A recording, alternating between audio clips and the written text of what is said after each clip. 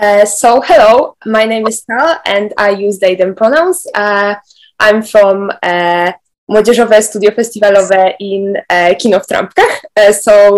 And I will be talking today with Mariano Biasin from Argentina.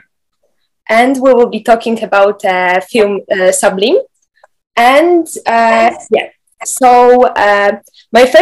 first question is, what have you enjoyed the most while working on the movie? Many things. I think the human group that was around the making of this film is very important for me. There is a magnificent crew, and the people around were very kind with me and with the project. I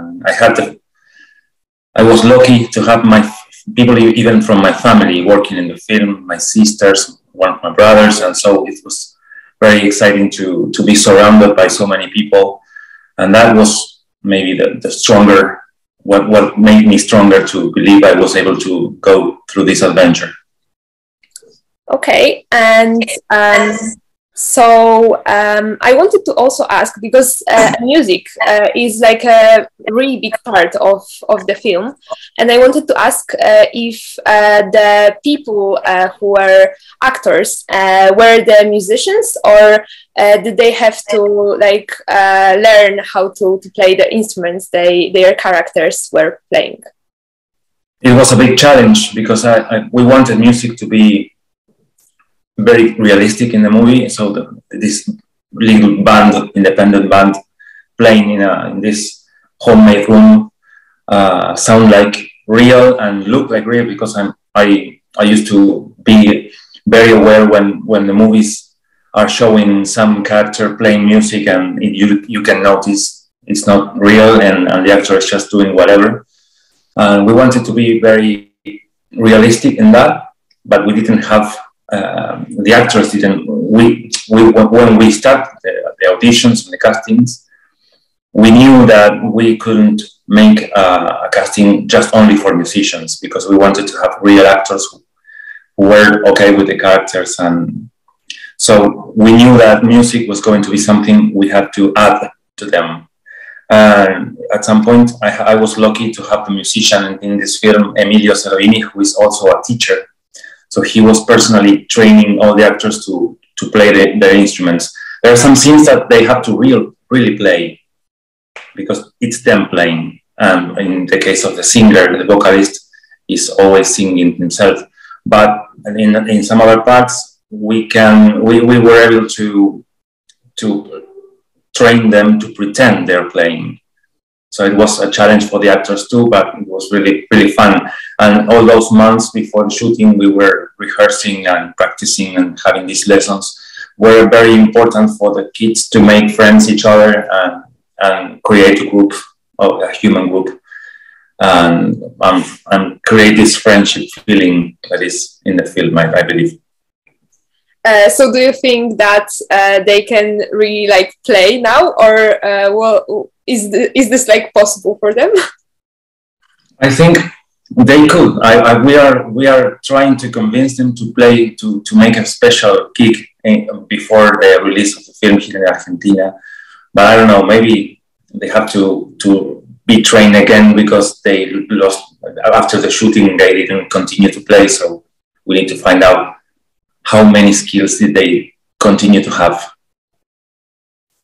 Okay, thanks. And another question I have is, I believe that when you are making a film about teenage years, you have to be a person who really remembers their teenage years themselves, because if you want to make it realistic, you have to remember those feelings, those emotions, those experiences. And I wanted to ask, what memories do you have of your teenage years?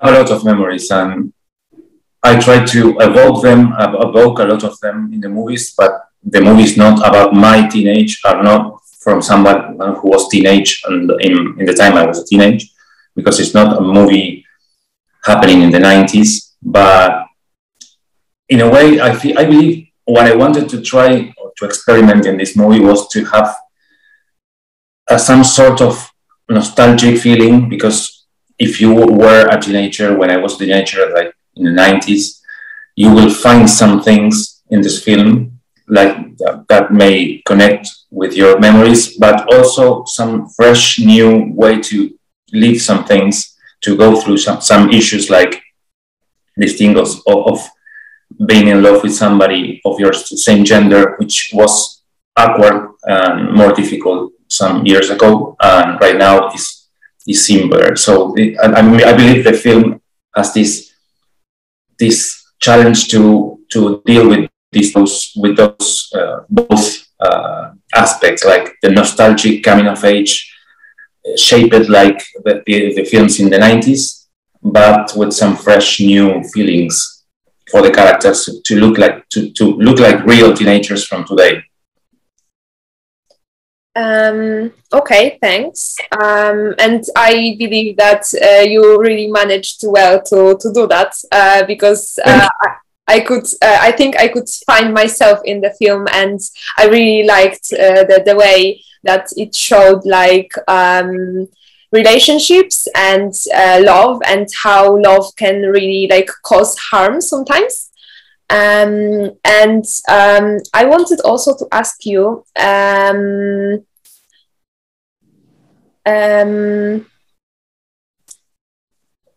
how did you deal with the COVID restrictions? Because we have pandemic even till today, so I believe that it could be really hard to manage to make a film during restrictions.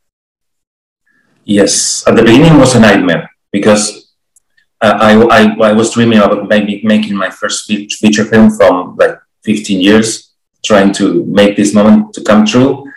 And the moment we started the engines and started to make the castings and scoutings and looking for locations, the pandemic started and the project was frozen like for 1 year. And in that period of time, with all this news and all these weird times that we all have lived, especially here in Argentina, we had a very long restrictions, and we were like locked down in houses for months. And in that time, I just had the feeling that the movie was never going to happen. And I was really sad and depressed about that. But at some point of the middle of the pandemic, the producer found a way to make it possible. We were having this conversation. We should go. Now it's summer here in Argentina. We can go. We have less contagious, and so we can do it. It was a very big risk, because in Argentina, and especially with these low-budget films, independent films, it's really hard to take the risk to go and start a project, because if you have to stop in the middle, you have to keep paying the people, of course, and there's no more money to finish the film. So it was a very big choice and risky one for the producer, and we were having this conversation, and in the window of the office we saw a rainbow that day. So he went out to the windows and took a picture of himself with the rainbow and said, "We have to do it." And in 3 months we were shooting. But exactly in the moment we start shooting, the second wave of the pandemic starts here. So the cases were rising up. And every day at the end of the shooting, I was checking the news if there were restrictions, and the cases were low. And there were no vaccines yet. So it was really risk to make it. But we were very careful. The production team was very careful with taking care of us all the time. And nobody in the whole shooting was sick. So thank God, and thank the producers, and thank everything that we were able to do it. But it was challenging, and it was especially for the actors to have all the time the mask and everything, like helmets for some. And at some point, this is a coming of age, very sensible film with skin and they were rehearsing all the time with half of the face covered. It was hard for them, for everybody, but we were able to do it. It sounds like a big challenge. And did you have like any other things that were a little bit problematic during the process of making the film? The weather was probably because COVID was a big issue, and we were all the time, like I told you, waiting for something bad to happen, to wake up at some point of the morning and say, well, the main character is sick, we have to stop for 2 weeks, and all those things were nightmares. But besides that, we had to. I mean, the story takes place in a place near the sea, in the ocean, in an ocean town. And here in Buenos Aires, we don't have that. We have that like 300 miles from here, 500 kilometers. We needed to go there to shoot, not the entire movie, because we needed to be, the interior shots, we did it in Buenos Aires. But then we had to move for 1 week to shoot in the beach, in the ocean. And for the time that of the schedule, it was at the end of the shooting schedule. And we had this week the plan to go in this week. And the weather was terrible, like raining every day, the forecast. And so I was 2 days from going. I was saying to the producer, don't go, just go another time, let's wait. Because if we go and we have only 4 days to shoot all the ocean things, and if we have rain every day, it will be terrible. But hopefully, and thanks to the whatever exists over our heads and heavens, we arrived to this coastal town, and it was raining. Of course, first scene was under the rain, and I was about to cry. And at some point, it took like 20 minutes of rain. Everybody was taking shelter in some little places and in the cars. The producer again sees the rainbow in the horizon, and he says, the rainbow is back, let's go and keep shooting. And from that moment to the end of the shooting, no more rain, no more nothing bad happened, and we were able to shoot everything. So I'm very thankful with the spirits, with everything, and the people, of course, involved, because we were lucky. It would be a disaster if somebody was sick, or if we had rain the entire week, and we had some blessings to make this film, and I'm very thankful. And speaking of rainbows, I wanted to ask, because there's a scene where Manu and Philip are on a beach, and we can see a rainbow in the background. And I wanted to ask whether the rainbow was scenography, or was it real? No, it's exactly this rainbow I told you, that we were in the shoot in the beach, and the rain started pouring down, and I was very sad. The producer sees the rainbow, and he grabbed me and he said, go and shoot that. And this scene was not in the script, but it felt perfect for the moment, and it was like a rebirth of the weather, a rebirth for everybody there who were like being concerned about the weather, and the rainbow came out, and it was so connected to the movie in all the terms. So we were lucky to catch it, to catch the real rainbow feeling of that moment. Yeah, I think it really made the. It was I really liked the scene, and I think it really is perfect for this movie. Yes. I also have a question. Were you because you told me that this was your dream to make this movie, and I wanted to ask, were you scared of some things that you were expecting could happen when you were starting to make this dream come true? Well, what the first part of the question was, what was I? What were you scared about? Was there something you expected could happen? Of course, for me, in one hand, I felt a lot of self-security because I was working in movies like for 15 years, and I was working hard to make this happen. I was assistant director for many years, and I worked beside a lot of great directors where I learned a lot of things.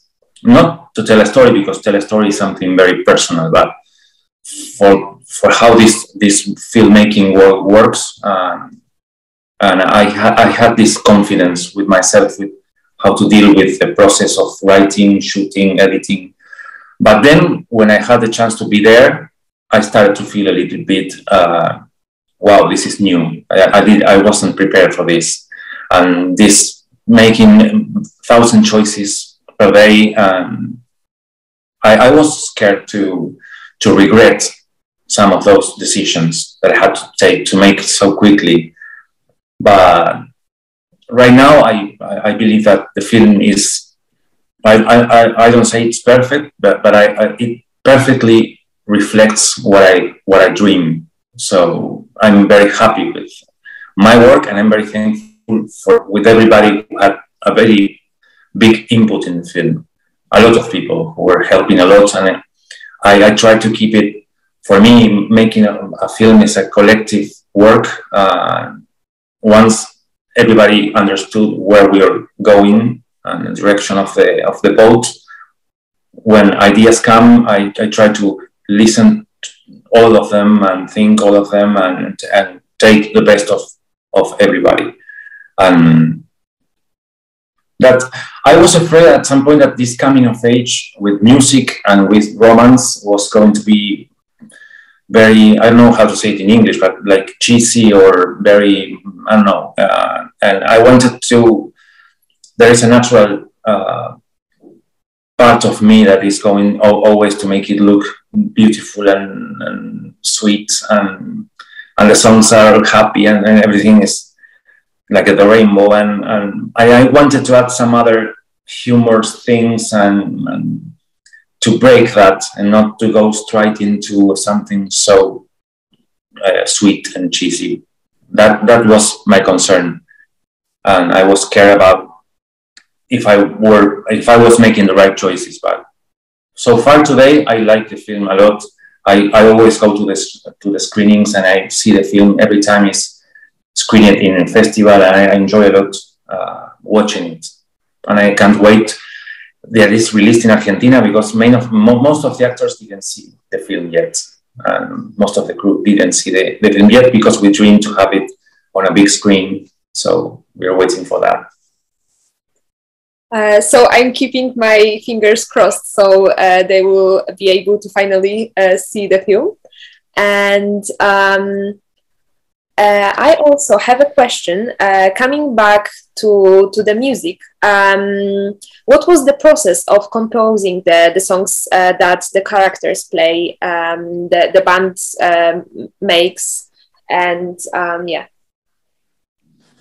It was a beautiful and long challenge again with the music, because we need to find exactly the point in which the music is not fake. I mean, it doesn't.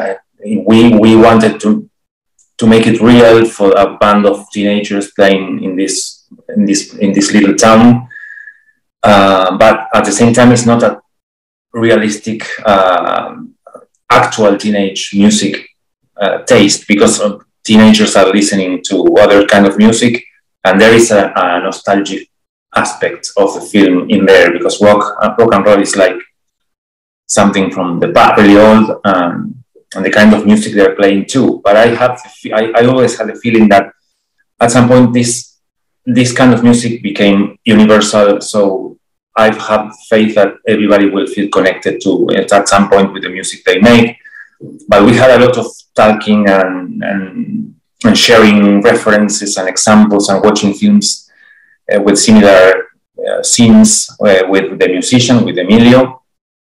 And we had this WhatsApp group between us two to talk about this all the time, send demos and trying lyrics. He gave me the possibility to add some lyrics to the songs. And each time I had some input in the songs became cheesy, and he was saying, no, it's very sweet, it's very Disney movie, we have to go somewhere else. And it was a very challenging process to find the words that these characters are saying in the context they're playing, and the sound of the band that we wanted to create. At some point, the music will be released as a CD because it sounds really good when you listen to it. The real studio takes, because in the movie everything sounds like with this realistic atmosphere of the kids playing very loud. But when you listen to it as an album, it's really nice. I love the songs.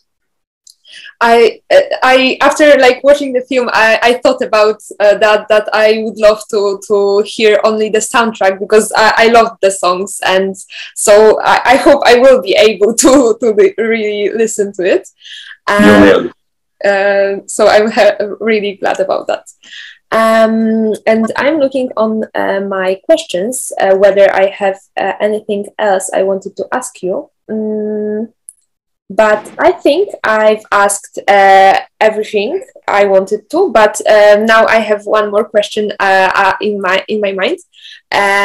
Is there anything you would like to tell a person who just watched your film? Is there anything you'd like to tell this person? Who saw it or who is about to see it? Who already saw it. Thank you. I would say thank you for feeling curiosity about the film. And I would say that